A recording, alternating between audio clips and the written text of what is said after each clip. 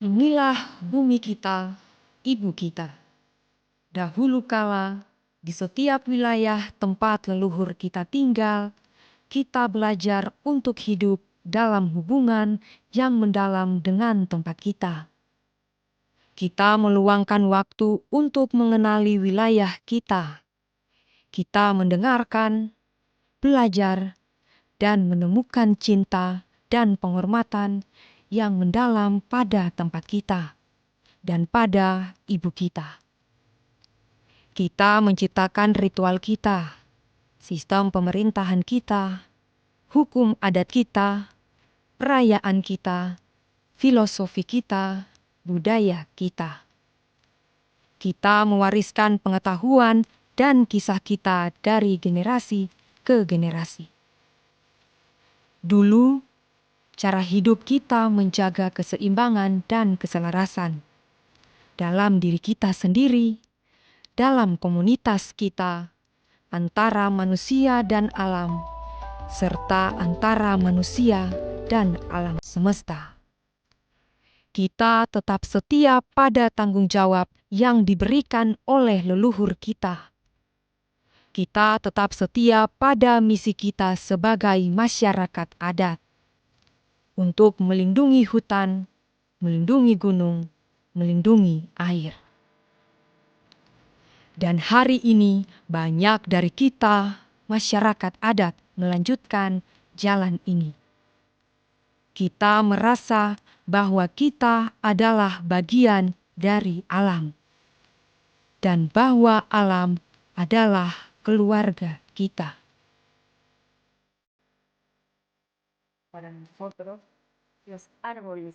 Bagi kami, pepohonan punya jiwa. Hewan, air adalah makhluk hidup. Mereka adalah bagian dari kami, dan kami adalah bagian dari mereka. Karena bukit-bukit kami punya nama, perairan kami punya jati diri. Kami adalah suara pepohonan, suara binatang, dan air.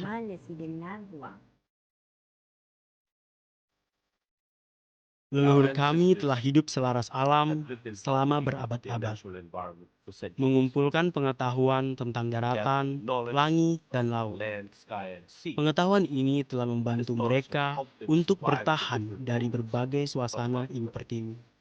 Hari ini, kami menyadari bahwa sistem pengetahuan ini juga merupakan jalan keluar dari masalah sosial, iklim, dan lingkungan yang kita hadapi sekarang.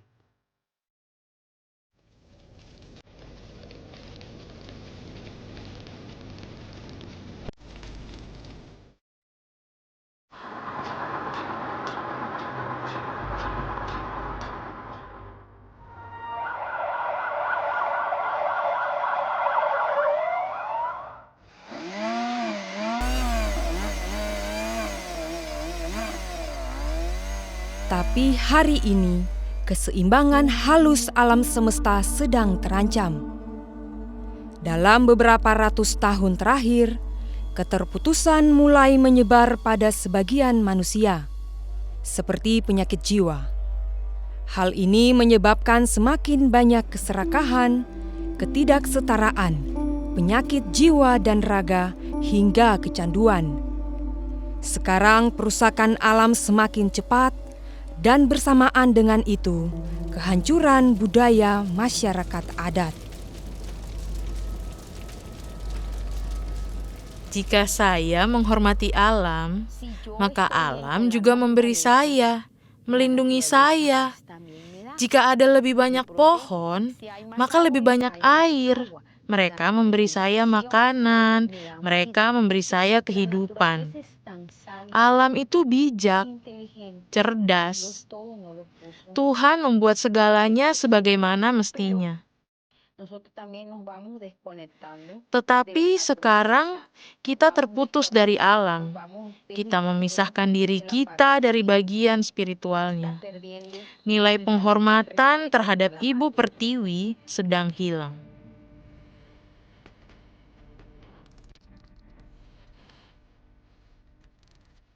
Orang tumbuh dan dididik untuk percaya bahwa alam harus dikuasai. kita kehilangan hubungan kita dengan bumi. Kita tidak lagi memikirkannya, kita tidak lagi merasakan hatinya. Tetapi bagaimana pemutusan ini dimulai? Ratusan tahun yang lalu di Eropa, para pemikir mulai menggalakkan gagasan bahwa dunia ini tidak hidup, bahwa gunung, hutan, air tidak hidup. Mereka menggunakan ajaran dari beberapa agama besar untuk mengatakan bahwa Tuhan telah menyatakan manusia sebagai penguasa bumi yang berkuasa atas setiap makhluk hidup.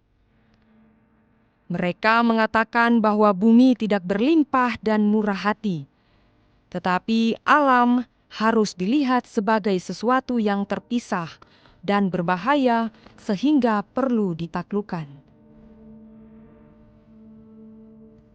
Sebelum masa penjajahan, semuanya bersih, semuanya sehat.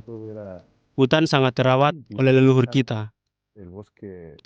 Tapi saat kita dijajah, saat penjajah datang, ia berubah.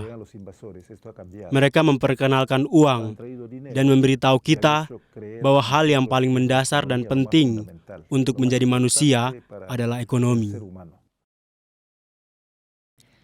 Zaman penjajahan menyebarkan gagasan bahwa kearifan leluhur itu salah dan mendapatkan lebih banyak kekayaan dan kekuasaan atas orang lain adalah tujuan utama dalam hidup.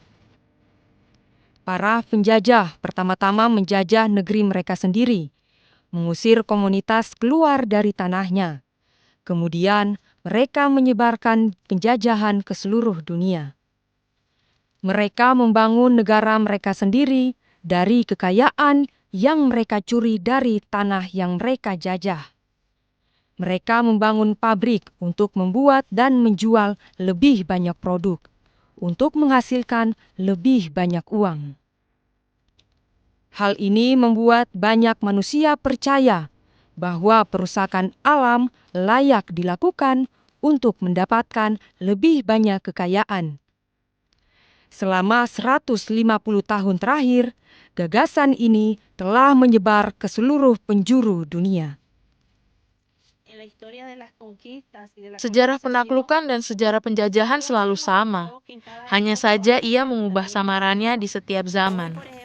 Kita masih terus melihat orang menguasai orang lain, terkadang dengan senjata, terkadang dengan kekuatan ekonomi, terkadang dengan kekuatan perusahaan. Ini hanyalah cara-cara baru penjajahan.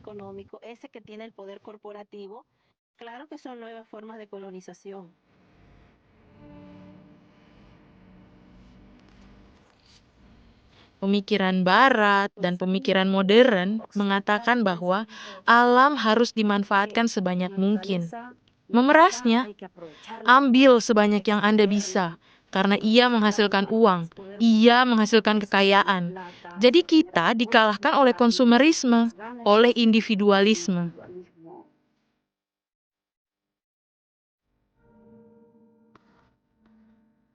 Pemikiran jangka pendek, melupakan generasi masa depan, ketidakmampuan untuk hidup dalam batas-batas alam, pergeseran terus-menerus dari kolektif ke perorangan dan dari spiritual ke materi. Semua ini telah menyebabkan percepatan tuntutan manusia terhadap alam dan membawa kita ke hari ini, serta pemerasan berlebihan atas sumber daya bumi pada skala yang tak terbayangkan.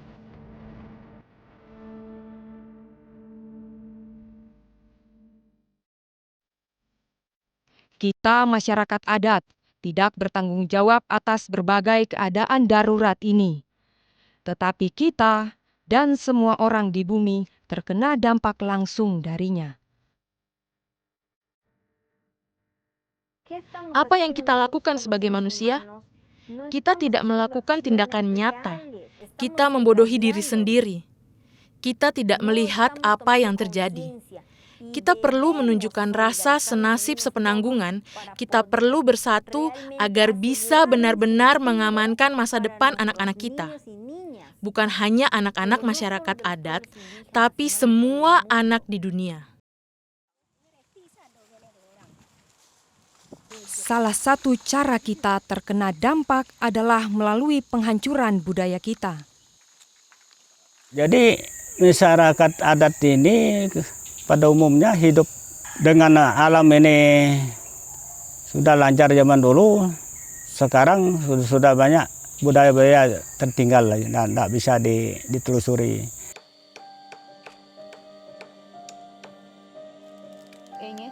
Saat ini sedang terjadi krisis budaya.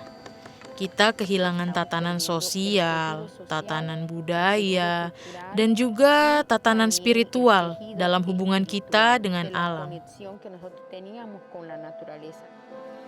Pemerintahan adat, sistem pengetahuan, dan praktik turun-temurun kita dapat menjaga keamanan wilayah kita dan membantu melindungi wilayah yang luas di dunia. Tetapi di seluruh dunia, sistem ini telah dilemahkan karena kita telah dijajah, dipindahkan, dibeda-bedakan, dan dibaurkan. Budaya kita terancam. Mereka telah membunuh budaya kita, membunuh ikatan kita dengan tanah kita, membaurkan kita, meremehkan pengetahuan kita, dan memajukan pemikiran penjajah tentang pemisahan manusia dari alam. Bagi kita ada hubungan antara budaya dan cara hidup kita. Hal ini terlihat dari bagaimana kita menjaga dan melindungi wilayah kita.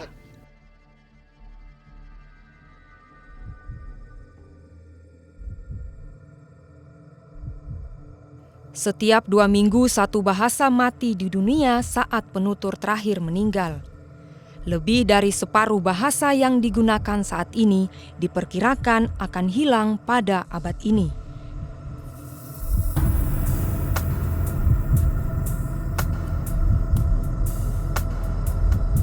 Anak-anak muda sekarang itu sudah mulai mereka mengikuti orang-orang luar atau budaya luar. Sampai yang ke bawah, dari 30 ke bawah itu mereka tidak bisa menggunakan bahasa ibu atau bahasa daerahnya. Kemudian mereka mulai individual, mulai sendiri-sendiri. Tidak ada lagi kerja-kerja kolektif yang dipraktikkan di dalam kehidupan sehari-hari.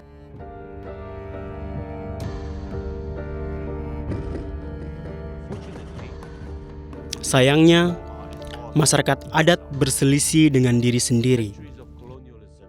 Berabad-abad penjajahan telah memajukan cara hidup yang tidak sesuai dengan lingkungan tempat kita tinggal dan mengikis kesejahteraan masyarakat kita. Jadi, ada pergulatan internal antara mereka yang menerima cara hidup baru ini dan mereka yang masih menghargai ilmu leluhur kita.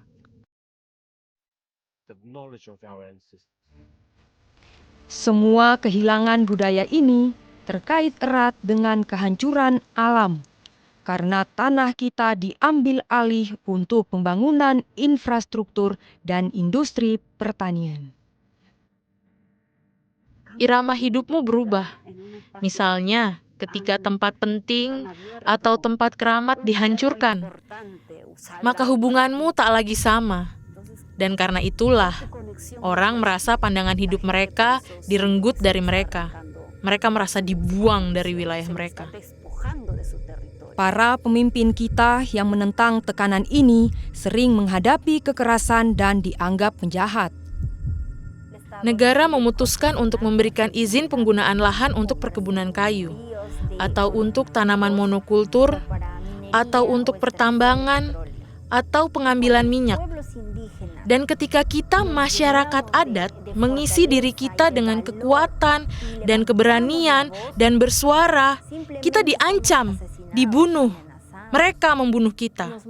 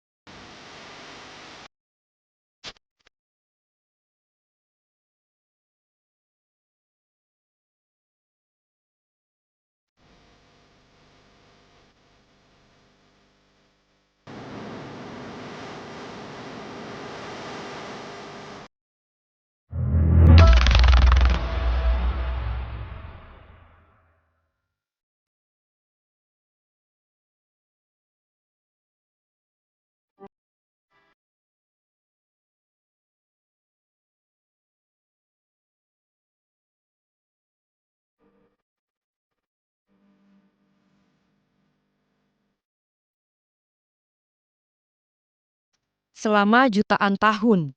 Hutan dan dataran, pegunungan dan lembah, sungai, danau, dan lautan penuh dengan kehidupan. Berbagai tumbuhan dan hewan yang tak terhitung jumlahnya, luar biasa dalam keanekaragamannya. Sebagai manusia, kita selalu bergantung sepenuhnya pada kelimpahan alam ini dan bergantung pada keragaman untuk berkembang.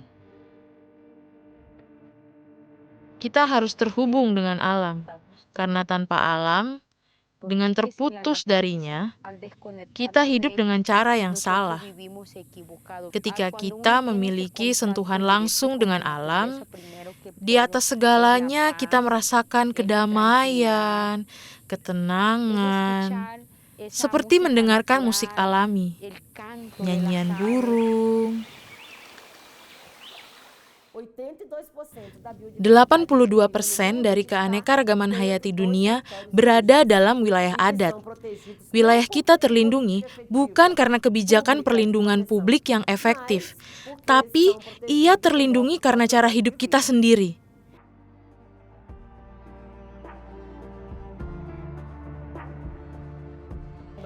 Kita memiliki keanekaragaman bioma tumbuhan asli yang sangat besar, yang perlu dihargai, yang perlu dipulihkan, yang perlu dihormati, sehingga manusia perlu memahami kembali bahwa makna hidup adalah untuk melindungi ibu pertiwi, untuk melindungi hutan, untuk melindungi keanekaragaman hayati yang tanpanya kehidupan di bumi ini tak mungkin terjadi.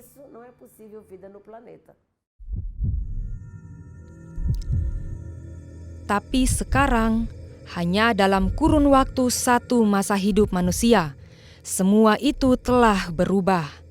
Saat ini kelimpahan alam menghilang dengan kecepatan yang belum pernah terlihat sebelumnya dalam sejarah bumi. Hal ini tidak hanya terjadi di satu tempat, dan bukan dengan satu jenis makhluk, tetapi dengan semua keanekaragaman hayati, dimanapun di bumi ini.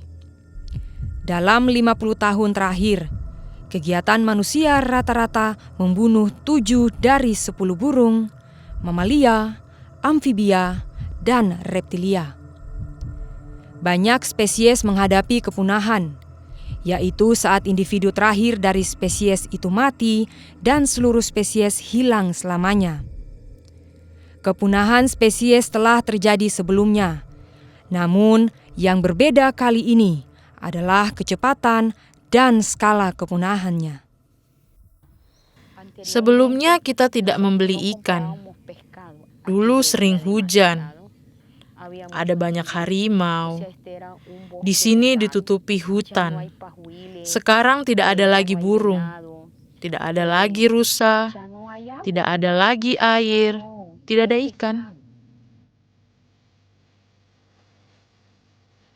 Perusakan alam terjadi di mana-mana, di hutan, di gunung, di sungai, dan di lautan.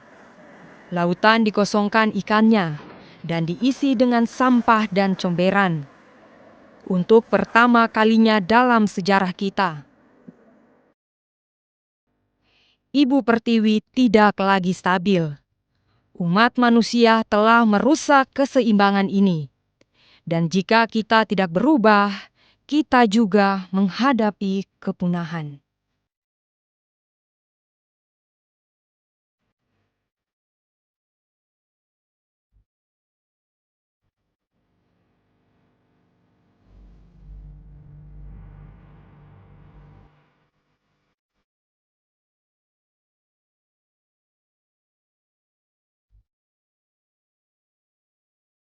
Perubahan iklim, musim kemarau cepat terbakar karena kekeringan. Musim hujan cepat melampaui airnya kedalaman luar biasa. Wilayah telah berubah, cuaca telah berubah. Semua masalah ini disebabkan oleh perubahan iklim. Dunia sedang memanas, menyebabkan kekeringan dan banjir di seluruh dunia. Dan itu karena kegiatan manusia selama 200 tahun terakhir. gas rumah kaca seperti karbon dioksida menjebak panas matahari di sekeliling bumi. Semakin banyak mereka dilepaskan ke langit, dunia menjadi semakin panas. Gas rumah kaca dilepaskan oleh penggundulan hutan dan pertanian industri, oleh pembakaran batu bara, gas dan minyak, oleh pertambangan, transportasi, dan dipicu oleh konsumerisme. Pelepasan gas rumah kaca adalah gejala keterputusan. Perubahan iklim memengaruhi kita secara langsung. Mengapa? Karena kita tinggal di sini. Ini adalah rumah kita. Sejauh ini, bumi kita telah memanas 1,2 derajat Celcius sejak zaman pra-industri. Kita sudah melihat dampak buruknya. Saat bumi memanas, dampaknya terhadap kehidupan di bumi sangat drastis. Begitu banyak wilayah di dunia yang mengalami gelombang panas panjang yang belum pernah terjadi sebelumnya. Kebakaran hutan yang belum pernah terjadi sebelumnya terjadi di seluruh dunia. Danau-danau di seluruh dunia mengering, berdampak pada perikanan, pertanian, industri, kehidupan. Banjir besar semakin sering terjadi. Dampak perubahan iklim memaksa manusia untuk berpindah dalam jumlah yang terus bertambah. Dampak tersebut terjadi pada pemanasan 1,2 derajat Celcius. Namun jika manusia tidak membatasi jumlah gas rumah kaca yang saat ini dipompa ke langit kita, dampaknya akan semakin parah. Pemanasan 3 derajat akan membawa kebakaran yang lebih parah, banjir, kenaikan permukaan laut setinggi 2 meter, dan wilayah yang luas menjadi gurun. Jika suhu naik 4 derajat, hampir 3/4 penduduk dunia akan tinggal di daerah yang berbahaya karena terlalu panas. Jutaan orang akan mati karena kelaparan, perpindahan paksa, dan perang sumber daya yang menghancurkan. Jika suhu naik 5 derajat, kita, umat manusia, bersama sebagian besar spesies lain, bisa punah.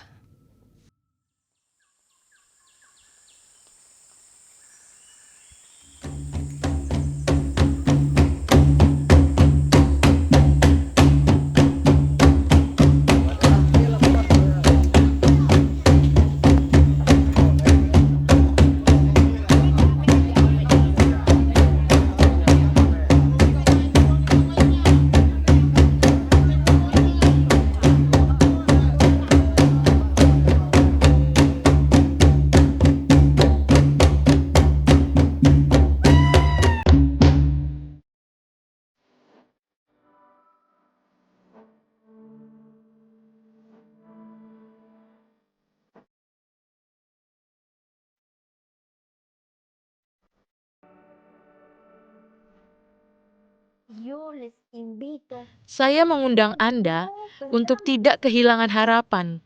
Sekalipun kita merasa tindakan kita minimal, kita harus bangun setiap pagi dan mengatakan pada diri sendiri bahwa kita harus mempertahankan, menghutankan kembali, dan menjaga perairan kita. Hari ini dan hari berikutnya juga.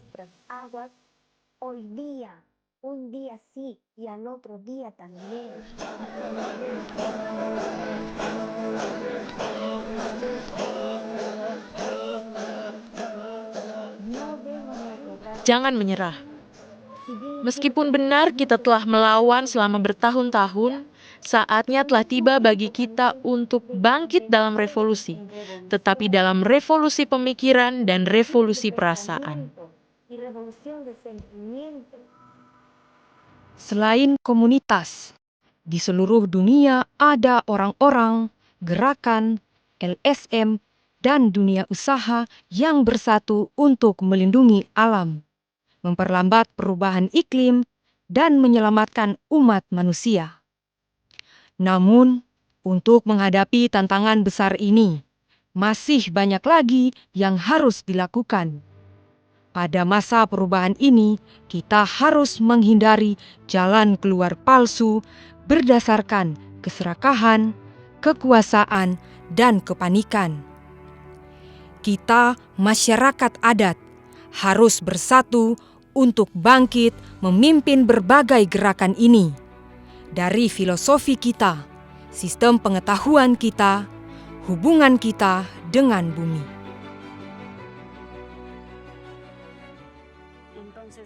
Jadi ada kebutuhan untuk memulihkan hubungan kita dengan jantung bumi, dengan jantung air. Komunitas kita perlu keamanan, kita perlu mengambil kendali dan kita bangga dengan budaya kita.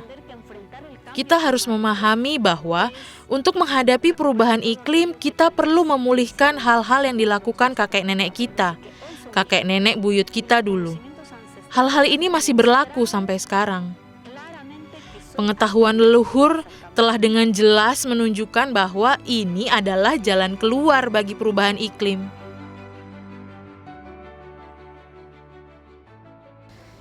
Posisi pentingnya kami masyarakat adat dalam menghadapi krisis yang dihadapi dunia saat ini secara luas. Kami masyarakat adat adalah sebagai inspirasi seluruh orang yang ada di dunia ini, adalah inspirasi untuk kita semua menjaga dunia ini supaya tidak punah.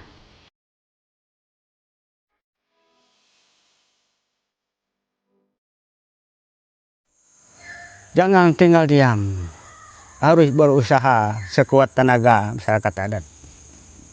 Ya, saya harap pertama minta bersatu kembali untuk mempertahankan, merebut kembali, tidak mempertahankan kalau benda masih ada. Ini benda yang sudah terabas, kita rebut kembali itu. Baik itu ada kelemahan dari masyarakat itu sendiri, harus bersatu untuk merebutnya. Nah, supaya hidup kita bisa berkemanjangan.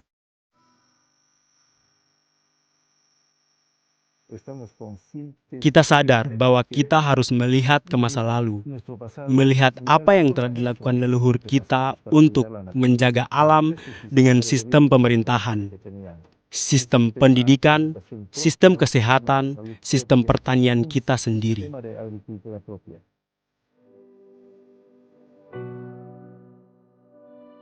Kita tahu bahwa kita perlu menjaga budaya dan praktik turun-temurun kita tetap hidup dan berkembang dengan memasukkan pengetahuan ini ke dalam sistem pendidikan kita. Tetapi, pertama-tama dan terutama, kita perlu meyakinkan saudara-saudara kita dan terutama para pemimpin kita bahwa inilah jalan yang harus kita tempuh.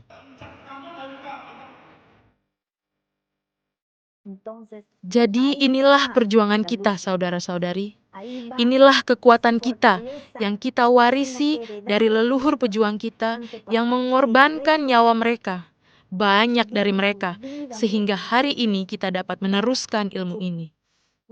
Sudah menjadi tugas kita untuk mewariskan kearifan ini kepada anak-anak kita, agar kelak mereka menjadi penerus dan pembela sumber daya alam yang ada di wilayah kita.